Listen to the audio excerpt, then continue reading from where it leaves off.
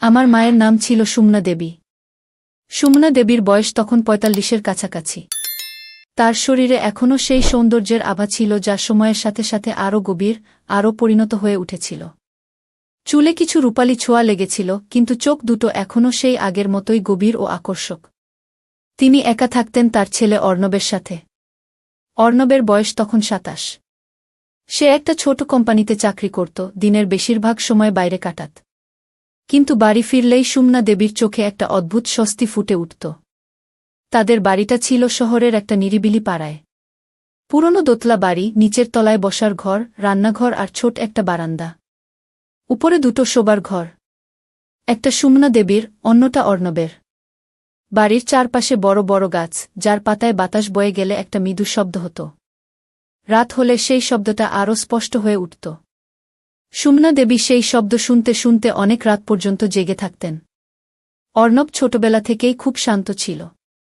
বাবা চলে যাওয়ার পর সে আরও বেশি করে মায়ের কাছে আসত। সুমনা দেবী একা সব সামলাতেন। স্বামীর মৃত্যুর পর তিনি কখনো অন্য কাউকে চাননি।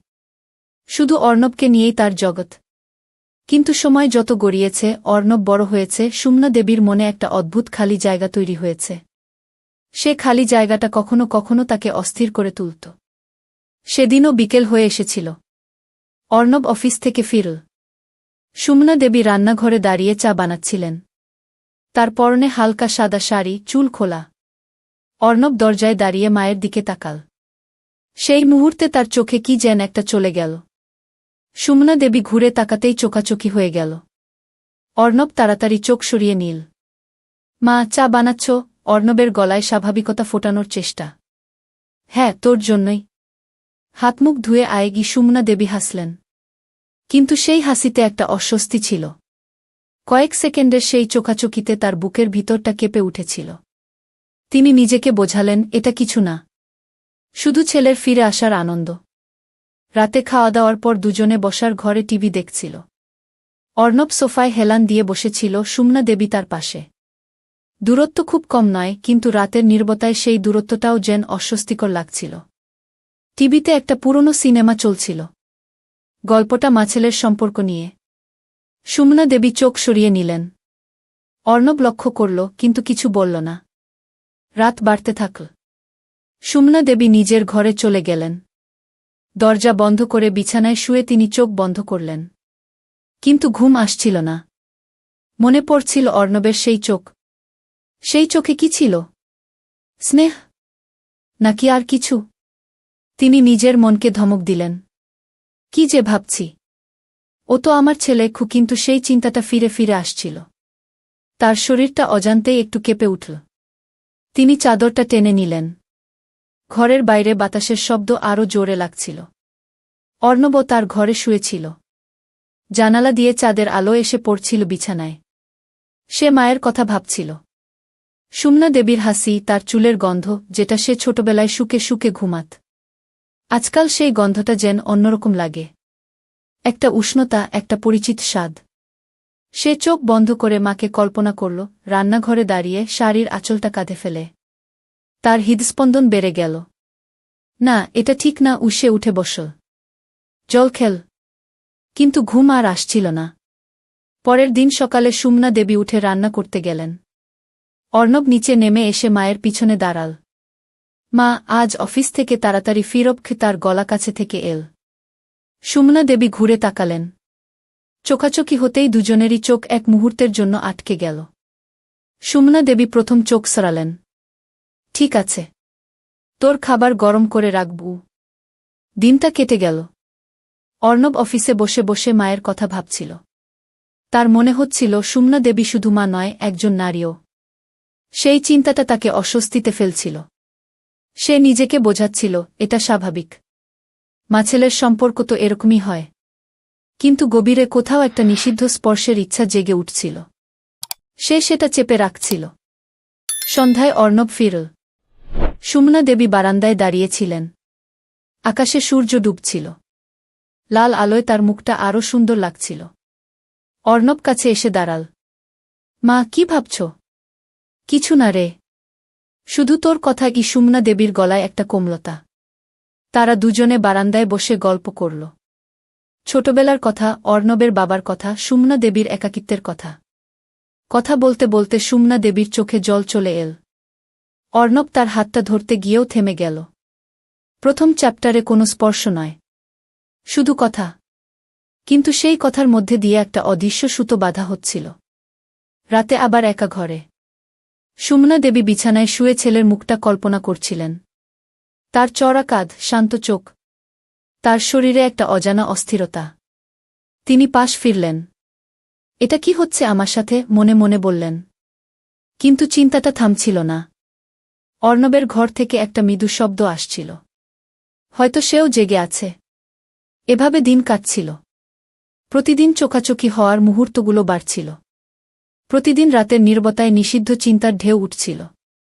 সুমনা দেবী তার ছেলের শরীরের কথা ভেবে অস্থির হয়ে পড়ছিলেন। অর্ণব মায়ের শাড়ির আঁচলের সুবাস মনে করে কাঁপছিল। কিন্তু কেউ কিছু বলছিল না। শুধু দূরত্ব কমছিল ধীরে ধীরে। একদিন বৃষ্টি পড়ছিল। অর্ণব তাড়াতাড়ি ফিরে এসেছিল। সুমনা দেবী ভিজে যাওয়া ছেলেকে দেখে তাড়াতাড়ি তোয়ালে নিয়ে এলেন। এত ভিজে গেলি কেন, তার গলায় চিন্তা। অর্ণব হাসল। তোমার জন্য তাড়াতাড়ি আসতে গিয়ে কি, সেই কথায় সুমনা দেবীর বুকটা ভারী হয়ে উঠল। তিনি তোয়ালেটা এগিয়ে দিলেন, কিন্তু ছুলেন না। শুধু চোখ দিয়ে দেখলেন। রাতে বৃষ্টির শব্দে ঘুম ভাঙল সুমনা দেবীর। তিনি উঠে জানালার কাছে গেলেন। অর্ণবের ঘরের দরজা খোলা ছিল। তিনি চুপ করে দাঁড়িয়ে দেখলেন। অর্ণব বিছানায় শুয়েছিল, চোখ খোলা। চোখাচোখি হল। দুজনেই চুপ করে রইল। বৃষ্টির শব্দের মাঝে সেই নীরবতা যেন অনেক কথা বলছিল। সুমনা দেবী ফিরে এলেন নিজের ঘরে। হৃদস্পন্দন বেড়ে গিয়েছিল। এইভাবে ধীরে ধীরে তাদের সম্পর্কের মধ্যে একটা নতুন আবেগ জন্ম নিচ্ছিল। নিষিদ্ধ, কিন্তু অস্বীকার করা যাচ্ছিল না। সুমনা দেবী নিজের মনের চিন্তা লুকিয়ে রাখছিলেন, কিন্তু চোখে সেটা ফুটে উঠছিল। অর্ণবও একই অবস্থা। রাতের অন্ধকারে তাদের চিন্তা একে অপরের দিকে এগোচ্ছিল। বৃষ্টির পরের দিন সকালটা ছিল অদ্ভুত শান্ত। আকাশ পরিষ্কার, কিন্তু বাতাসে এখনও ভেজা মাটির গন্ধ মিশেছিল। সুমনা দেবী জানালা খুলে দাঁড়িয়েছিলেন। রাতের সেই চোখাচোখির কথা মনে পড়তেই তার গালে একটা হালকা লাল আভা ছড়িয়ে পড়ল। তিনি নিজেকে বোঝানোর চেষ্টা করছিলেন যে এসব শুধু মায়ের মনের ভুল। অর্ণব তার ছেলে, তার সবকিছু। কিন্তু মনের গভীরে একটা ছোট্ট স্বর বলছিল, হয়তো এটা শুধু মায়ের ভালোবাসা নয়, হয়তো আরও কিছু। সেই চিন্তায় তিনি অস্থির হয়ে উঠলেন। রান্নাঘরে গিয়ে তিনি চা বানাতে শুরু করলেন। হাতের কাজে মন বসাতে চাইছিলেন, কিন্তু প্রতিটা মুহূর্তে অর্ণবের মুখটা ভেসে উঠছিল। তার শান্ত চোখ, তার হাসি, তার কণ্ঠস্বর। সুমনা দেবী চোখ বন্ধ করে একটা দীর্ঘশ্বাস ফেললেন। আমি কি করছি? এটা তো ঠিক না। ও আমার ছেলে, কিন্তু শরীরের ভিতরে একটা অজানা উষ্ণতা ছড়িয়ে পড়ছিল। তিনি চায়ের কাপ নিয়ে বসার ঘরে গেলেন। অর্ণব নিচে নেমে এল। চুল ভেজা, চোখে ঘুমের ছাপ। সে মায়ের দিকে তাকাল। মা, ভালো ঘুম হয়েছে? তার প্রশ্নটা সাধারণ, কিন্তু সুমনা দেবীর কানে সেটা অন্যরকম লাগল। হ্যাঁ রে, তুই? সুমনা দেবী চোখ নামিয়ে চা এগিয়ে দিলেন।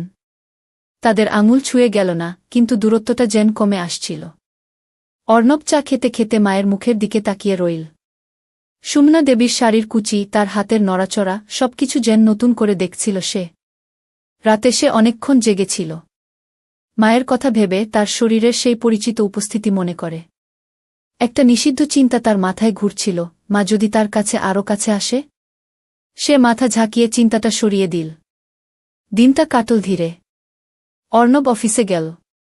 সুমনা দেবী বাড়িতে একা। তিনি ঘর গোছাতে গিয়ে অর্ণবের ঘরে ঢুকলেন। বিছানার চাদরটা ঠিক করতে গিয়ে তার শরীরের গন্ধটা পেলেন। সেই গন্ধে তার মনটা অস্থির হয়ে উঠল। তিনি বিছানায় বসে পড়লেন।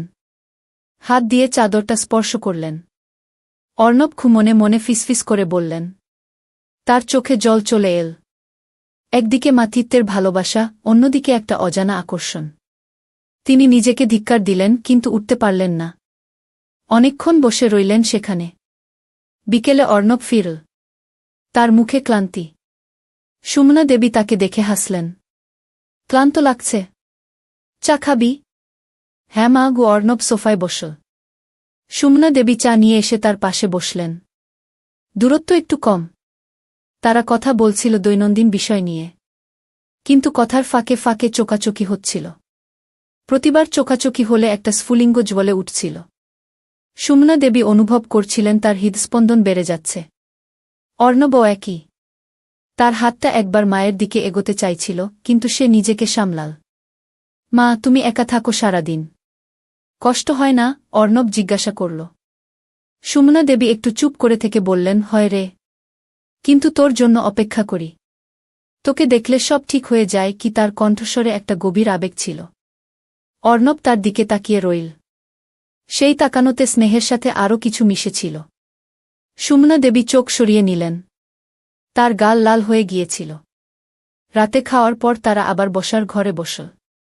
বাইরে হালকা বৃষ্টি শুরু হয়েছে। বৃষ্টির শব্দটা ঘরের নীরবতাকে আরও গভীর করে তুলছিল। সুমনা দেবী একটা বই পড়ছিলেন, অর্ণব তার পাশে মোবাইল দেখছিল।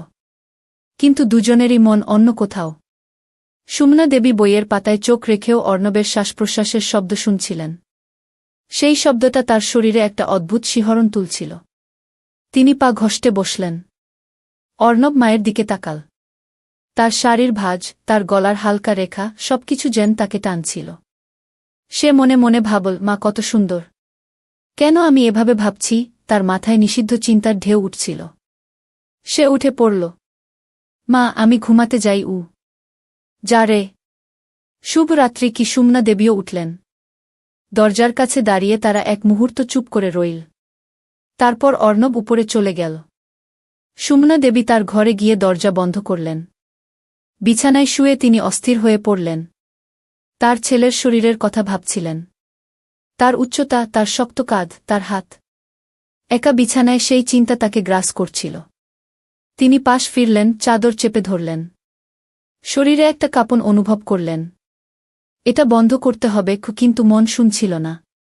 রাতের নীরবতায় তার অব্যক্ত আকাঙ্ক্ষা বেড়ে চলছিল। অর্ণব তার ঘরে জানালার পাশে দাঁড়িয়েছিল।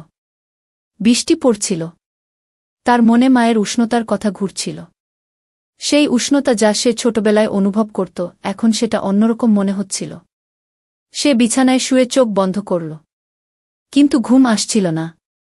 তার শরীরে একটা অজানা তাপ ছড়িয়ে পড়ছিল। মায়ের গন্ধটা যেন ঘরে ভাসছিল। সে হাত দিয়ে মাথা চেপে ধরল। নিষিদ্ধ ইচ্ছাটা ধীরে ধীরে তাকে ঘিরে ধরছিল। পরের কয়েকটা দিন এভাবেই কাটল। প্রতিদিন ছোট ছোট মুহূর্তে তাদের মধ্যে দূরত্ব কমছিল। একদিন সন্ধ্যায় তারা ছাদে উঠেছিল। আকাশে তারা ফুটছিল। সুমনা দেবী দাঁড়িয়েছিলেন, অর্ণব তার পাশে। তারা কথা বলছিল জীবনের কথা। সুমনা দেবী বললেন, তুই বড় হয়ে গেছিস। এখন আমি আরও একা লাগে। অর্ণব বলল, আমি তো আছি মা। সবসময়। কি? তার কণ্ঠস্বরে একটা গভীরতা। সুমনা দেবী তার দিকে তাকালেন। চোখে চোখ পড়তেই সময় যেন থেমে গেল। সেই মুহূর্তে তাদের মধ্যে একটা অদৃশ্য স্পার্ক জ্বলে উঠল। সুমনা দেবী চোখ নামিয়ে নিলেন। তার হাত কাঁপছিল। অর্ণব অনুভব করল তার হৃদয়ের দ্রুত স্পন্দন। ফিরে এসে রাতে সুমনা দেবী একা শুয়ে ভাবছিলেন। তার ছেলের সেই তাকানো, সেই চোখে যেন একটা আহ্বান ছিল। তিনি নিজের শরীরের দিকে তাকালেন। অনেকদিন পর নিজেকে নারী হিসেবে অনুভব করছিলেন। সেই অনুভূতি তাকে ভয় পাইয়ে দিচ্ছিল, কিন্তু আকর্ষণও করছিল। অর্ণবের ঘর থেকে হালকা আলোর রেখা আসছিল। তিনি কল্পনা করছিলেন অর্ণব কি করছে। হয়তো সেও জেগে আছে, তার কথা ভাবছে। অর্ণব বিছানায় শুয়ে মায়ের কথা ভাবছিল। তার শরীরের কাছাকাছি হওয়ার ইচ্ছা। সেই ইচ্ছাটা নিষিদ্ধ জেনেও সে থামাতে পারছিল না। রাতের অন্ধকারে তার হাত অজান্তেই একদিকে এগোচ্ছিল, কিন্তু সে থেমে গেল। মা ফিসফিস করে বলল। তার চিন্তায় মায়ের উষ্ণতা, তার নরম উপস্থিতি সব মিশে যাচ্ছিল। এইভাবে দিন যাচ্ছিল। তাদের সম্পর্কের জটিলতা বাড়ছিল। গোপন আকর্ষণ তীব্র হয়ে উঠছিল। সুমনা দেবী তার ছেলের দিকে তাকিয়ে নিজের নিষিদ্ধ চিন্তা লুকিয়ে রাখতে পারছিলেন না। অর্ণবও একই। একাকিত্বের মুহূর্তে তারা নিজেদের ইচ্ছার কাছে হার মানছিল ধীরে ধীরে। কিন্তু এখনও কোনো স্পর্শ নয়। শুধু চোখ, শুধু চিন্তা, শুধু অব্যক্ত আকাঙ্ক্ষা। এক রাতে বিদ্যুৎ চলে গেল। ঘর অন্ধকার। সুমনা দেবী ডাকলেন, অর্ণব। হ্যাঁ মা, আমি আসছি। অর্ণব মোমবাতি নিয়ে এল। তারা দুজনে বসার ঘরে বসল। অন্ধকারে মোমবাতির আলোয় তাদের মুখ দেখা যাচ্ছিল। সুমনা দেবীর চোখে একটা নরম আলো। অর্ণব তার দিকে তাকিয়ে রইল। সময় যেন ধীরে চলছিল। বাইরে বৃষ্টি শুরু হল আবার। সেই রাতে তাদের মধ্যে নীরবতা আরও গভীর হয়ে উঠল। নিষিদ্ধ আগুন ধীরে ধীরে তাদের দুজনকেই গ্রাস করছিল। বিদ্যুৎ না থাকায় সেই রাতটা আরও দীর্ঘ মনে হচ্ছিল। মোমবাতির কম্পমান আলোয় সুমনা দেবীর মুখটা অর্ণবের চোখে আরও নরম, আরও আকর্ষক লাগছিল। তারা দুজনে বসার ঘরের সোফায় বসেছিল। বাইরে বৃষ্টির শব্দ আরও জোরে হয়ে উঠেছিল। সুমনা দেবী একটা হালকা চাদর গায়ে জড়িয়ে নিয়েছিলেন। অর্ণব তার পাশে বসে মোমবাতিটা সামনে রেখেছিল। তাদের মধ্যে দূরত্ব খুব কম, কিন্তু এখনও কোনো স্পর্শ নয়। শুধু উষ্ণতা অনুভব করা যাচ্ছিল। মা, ঠান্ডা লাগছে না তো? অর্ণব জিজ্ঞাসা করল। তার গলায় চিন্তার সুর। সুমনা দেবী মাথা নাড়লেন। না রে, ঠিক আছে। তুইও সাবধানে বস। কি তার চোখ অর্ণবের মুখের উপর ঘুরে ঘুরে বেড়াচ্ছিল। মোমবাতির আলোয় তার চোয়ালের রেখা, তার ঠোঁটের হালকা নড়াচড়া সবকিছু তাকে টানছিল। তিনি নিজের মনকে সামলাতে চাইছিলেন, কিন্তু রাতের এই নীরবতা যেন সবকিছু বড় করে তুলছিল। তার হৃদয়ের স্পন্দন তিনি নিজেই শুনতে পাচ্ছিলেন। অর্ণব চুপ করেছিল। তার চোখ মায়ের দিকে। সুমনা দেবীর চুলের কয়েকটা রেশ কপালে পড়েছিল। শাড়ির আঁচলটা সামান্য সরে গিয়েছিল। সে চোখ সরিয়ে নিল, কিন্তু মন সরছিল না। তার মনে হচ্ছিল মা যেন তার জগতের সবকিছু। একটা নিষিদ্ধ আকাঙ্ক্ষা তার ভিতরে জেগে উঠছিল। সে ভাবছিল যদি সে মায়ের কাছে আরও কাছে যেতে পারত। শুধু কথা বলে, শুধু কাছে থেকে। কিন্তু সে জানত এটা সীমা ছাড়িয়ে যাচ্ছে। তবু থামাতে পারছিল না। ঘণ্টাখানেক কেটে গেল। বৃষ্টি একটু কমল। বিদ্যুৎও এসে গেল। আলো জ্বলে উঠতেই দুজনেই যেন স্বস্তির নিঃশ্বাস ফেল। কিন্তু সেই স্বস্তির মধ্যেও একটা অস্বস্তি ছিল। সুমনা দেবী উঠে পড়লেন। চল, ঘুমিয়ে পড়ি। কাল সকালে উঠতে হবে গু। অর্ণব উঠল। সিঁড়ির কাছে দাঁড়িয়ে তারা আবার একবার চোখাচোখি করল। সেই চোখে অনেক কথা ছিল যা বলা যাচ্ছিল না। সুমনা দেবী তার ঘরে ঢুকে দরজা বন্ধ করলেন। বিছানায় শুয়ে তিনি অনেকক্ষণ ছটফট করলেন। তার ছেলের কাছাকাছি থাকার সেই অনুভূতি তার শরীরে একটা অজানা শিহরণ তুলছিল। তিনি চাদরের নিচে শরীরটা কুঁকড়ে নিলেন। একা ঘরে তার মনে নিষিদ্ধ চিন্তার ঢেউ উঠছিল। অর্ণবের শরীরের কথা, তার উষ্ণতার কথা। তিনি চোখ বন্ধ করে ফেললেন, কিন্তু ঘুম আসছিল না। পরদিন সকালে অর্ণব অফিস যাওয়ার আগে মায়ের সাথে ব্রেকফাস্ট করল। টেবিলে বসে তারা কথা বলছিল। সুমনা দেবী তার ছেলের জন্য খাবার সাজিয়ে দিচ্ছিলেন। তার হাতের নড়াচড়া দেখতে দেখতে অর্ণবের মনটা ভরে যাচ্ছিল। মা, তুমি কখনো নিজের জন্য সময় নাও না। সবসময় আমার জন্য। সুমনা দেবী হাসলেন। তোর জন্যই তো আমার সব। কিন্তু সেই হাসির আড়ালে একটা গভীর আকাঙ্ক্ষা লুকিয়েছিল। অর্ণব চলে যাওয়ার পর তিনি একা ঘরে বসে রইলেন। তার মনে হচ্ছিল ছেলে চলে গেলে বাড়িটা খালি হয়ে যায়। সে খালি জায়গাটা পূরণ করার জন্য যেন তার ছেলের উপস্থিতি দরকার। দুপুরে তিনি অর্ণবের ঘরে গেলেন। তার জামাকাপড় গোছাতে গিয়ে একটা পুরনো শার্ট হাতে নিলেন। সেই শার্টে অর্ণবের গন্ধ লেগেছিল। তিনি সেটা নাকে লাগিয়ে শুকলেন। একটা দীর্ঘশ্বাস বেরিয়ে এল। তার শরীরে একটা কাঁপন অনুভব হল। কি করছি আমি? তিনি শার্টটা রেখে দিলেন। কিন্তু মন থেকে সেই গন্ধটা মুছে যাচ্ছিল না। সারাদিন তিনি অস্থির হয়ে রইলেন। সন্ধ্যায় অর্ণব ফিরল। তার হাতে কিছু ফল। মা, তোমার জন্য আনলাম। কি? সুমনা দেবী খুশি হয়ে সেগুলো নিলেন। তারা রান্নাঘরে একসাথে দাঁড়িয়ে কথা বলছিল। অর্ণব মায়ের পাশে দাঁড়িয়ে ফল কাটছিল। তাদের কাঁধ প্রায় ছুঁয়ে যাচ্ছিল। সুমনা দেবী সরে যেতে চাইছিলেন, কিন্তু পারছিলেন না। সেই কাছাকাছি হওয়ার অনুভূতি তাকে ভিতরে ভিতরে কাঁপিয়ে দিচ্ছিল। রাতে খাওয়ার পর তারা ছাদে উঠল। আকাশ পরিষ্কার। তারা পাশাপাশি বসেছিল। অর্ণব বলল, মা, তোমার সাথে এভাবে সময় কাটাতে ভালো লাগে কি? সুমনা দেবী তার দিকে তাকালেন। আমারও। তুই না থাকলে আমি কি করতাম জানি না। কি তাদের কথায় একটা গভীর আবেগ মিশেছিল। চোখাচোখি হলে সেই আবেগ আরও তীব্র হয়ে উঠছিল। সুমনা দেবীর মনে হচ্ছিল তার ছেলের চোখে তিনি নিজেকে হারিয়ে ফেলছেন। অর্ণবেরও একই অবস্থা। তার হাতটা অজান্তেই মায়ের দিকে সামান্য এগিয়েছিল, কিন্তু সে থেমে গেল। ঘরে ফিরে সুমনা দেবী একা শুয়ে পড়লেন। রাতের নীরবতায় তার মনে অর্ণবের স্পর্শের ইচ্ছা জেগে উঠছিল। সে ইচ্ছাটা নিষিদ্ধ জেনেও তিনি থামাতে পারছিলেন না। তার শরীর অজানা শিহরণে ভরে উঠছিল। তিনি চাদর চেপে ধরে পাশ ফিরলেন। অর্ণব, আমার ছেলে, কি মনে মনে বললেন। কিন্তু সেই ছেলে কি শব্দটার সাথে এখন অন্য একটা অনুভূতি জড়িয়ে যাচ্ছিল। অর্ণব তার ঘরে শুয়ে মায়ের কথা ভাবছিল। তার নরম কণ্ঠস্বর, তার চোখের দৃষ্টি। সে কল্পনা করছিল মা যদি তার কাছে শুয়ে থাকত। শুধু কাছে, শুধু উষ্ণতা ভাগ করে। সেই কল্পনায় তার শরীর কেঁপে উঠল। রাতের অন্ধকারে তার হাত অজান্তেই একটা দিকে এগোচ্ছিল। সে নিজেকে সামলাল। কিন্তু আকর্ষণটা দিন দিন তীব্র হয়ে উঠছিল। পরের দিনগুলোতে এই অবস্থা আরও বেড়ে গেল। একদিন অর্ণব অফিস থেকে ফিরে দেখল মা অসুস্থ। সুমনা দেবী জ্বরে শুয়েছিলেন। অর্ণব তার কপালে হাত দিতে গিয়েও থেমে গেল।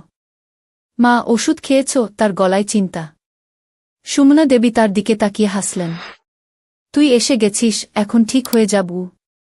অর্ণব তার পাশে বসে রইল। তারা কথা বলছিল। সুমনা দেবীর শরীর দুর্বল, কিন্তু অর্ণবের কাছে থাকলে তিনি শক্তি পাচ্ছিলেন। সেই মুহূর্তে তাদের মধ্যে একটা ঘনিষ্ঠতা অনুভূত হচ্ছিল। শুধু কথায়, শুধু উপস্থিতিতে। অর্ণব মায়ের জন্য ঝোল বানিয়ে আনল। সুমনা দেবী খেতে খেতে তার দিকে তাকিয়ে রইলেন। তার চোখে কৃতজ্ঞতার সাথে আরও কিছু মিশেছিল। রাত বাড়লে অর্ণব মায়ের ঘরে এসে বসল।